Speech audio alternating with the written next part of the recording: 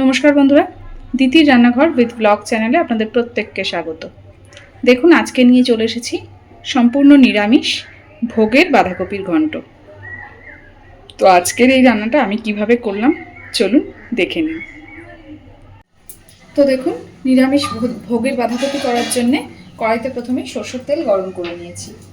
এইবারে ওই তেলের মধ্যেই আমি ছোট ছোট করে কেটে রাখা আলুগুলো সব ভেজে নেব।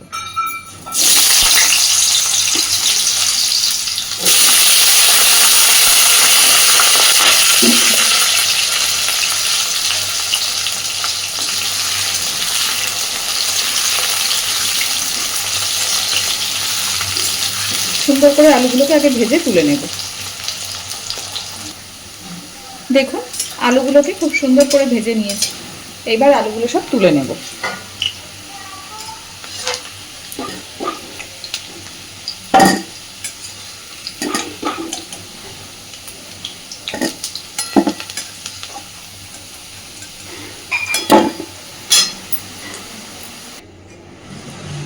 এখানে আমি মিক্সিতে একটা মশলা রেডি করে রেখেছি।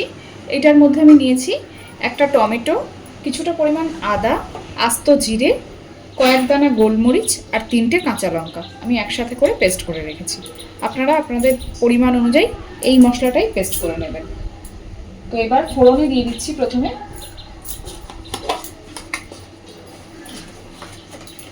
একটা শুকনো লঙ্কা,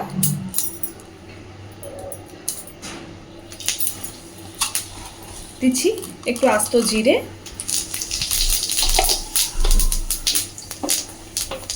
আর দিচ্ছি 1 চিমটে হিং।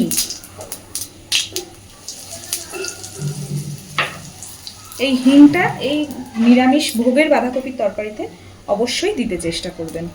এবার দিয়ে দিচ্ছি বেটে রাখা মশলাটা।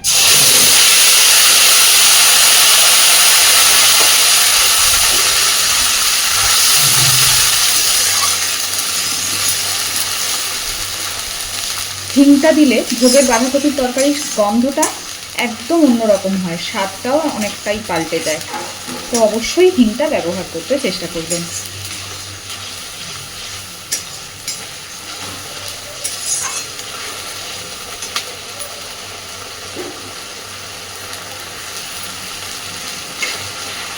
মশলাটাকে সুন্দরভাবে কষে নেব। তো দিয়ে দিচ্ছি পরিমাণ মতন হলুদ গুঁড়ো,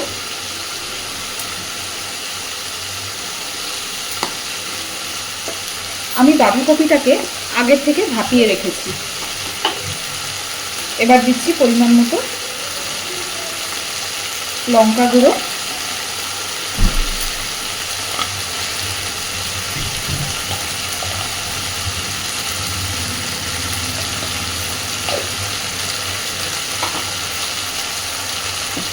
মশলার বাটিটা ধুয়ে অল্প একটু জল দিচ্ছি যাতে মশলাটা পুড়ে না যায়।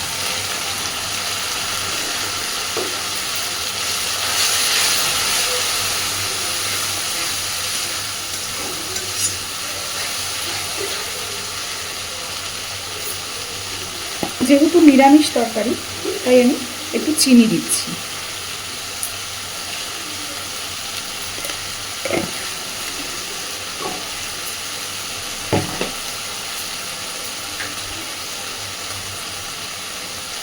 এবার দিচ্ছি পরিমাণ মতো লবণ।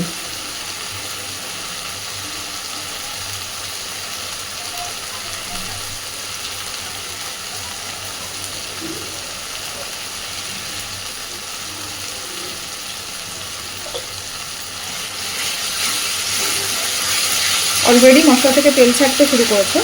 এইবার ভেজে রাখা আলুটা মশলার মধ্যে দিয়ে দিচ্ছি।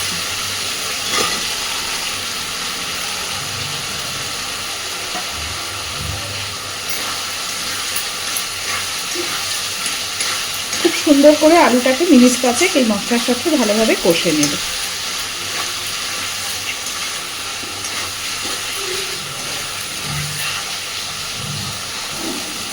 দেখুন, মশলার সাথে সুন্দর করে আলু কষে নিয়েছি। এইবার সিদ্ধ করে রাখা কপিটা দিয়ে দেব।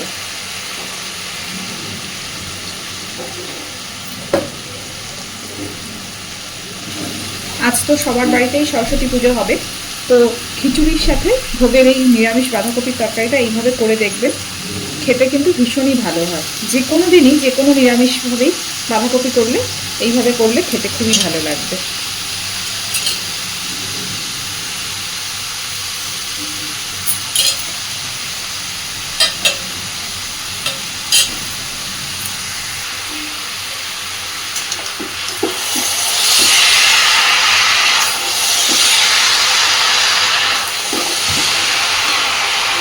কফি যেহেতু আগে থেকেই ভাপ দিয়ে রেখেছি, তাই সিদ্ধ হতেও খুব একটা সময় লাগবে না। সব কিছু কফিও ভাপ দেওয়া, আলুও ভেজে নেওয়া আছে। খুব ভালোভাবে এবার সব কিছুকে মিশিয়ে ঢাকা দিয়ে দেব।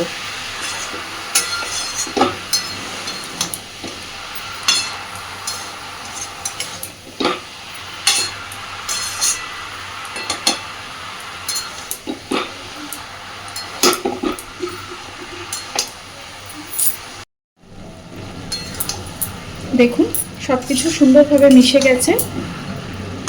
এইবার একটু সময় নিয়ে ভালোভাবে কফিটাকে রান্না করে নিতে হবে, যতক্ষণ না পুরো জল শুকিয়ে জলটা হয়ে যাচ্ছে।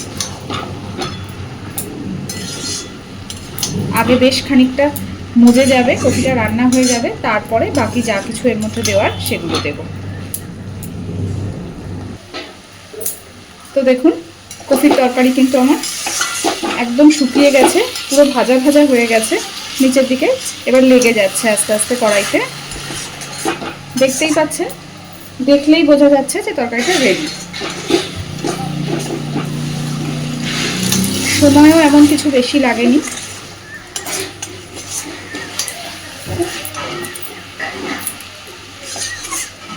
এইবার আমি এর মধ্যে দিয়ে দিচ্ছি ওপর থেকে একটুখানি গরম মশলার গুঁড়ো,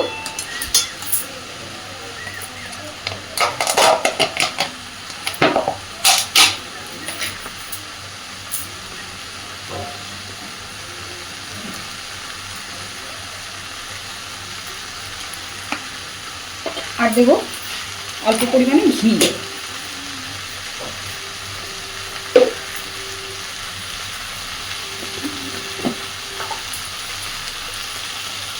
দিচ্ছি ঘি।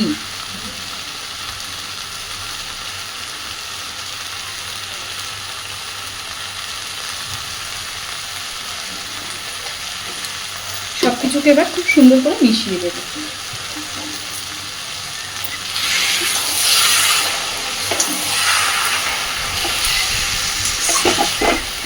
আমার আজকে নিরামিষ ভোগের বাঁধাকপি একদম রেডি। যে কোনো নিরামিষ দিনে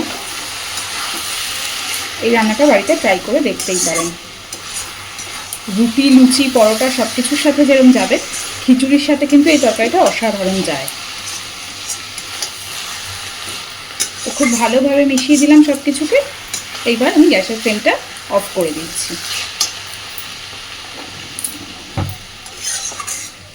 আজকের এই নিরামিষ বাঁধাকপির ঘন্ট আপনাদের কেমন লেগেছে অবশ্যই আমাকে জানাবেন। আর প্লিজ আমার চ্যানেলটাকে লাইক, শেয়ার এবং সাবস্ক্রাইব করে আমার পাশে থাকবেন। ধন্যবাদ।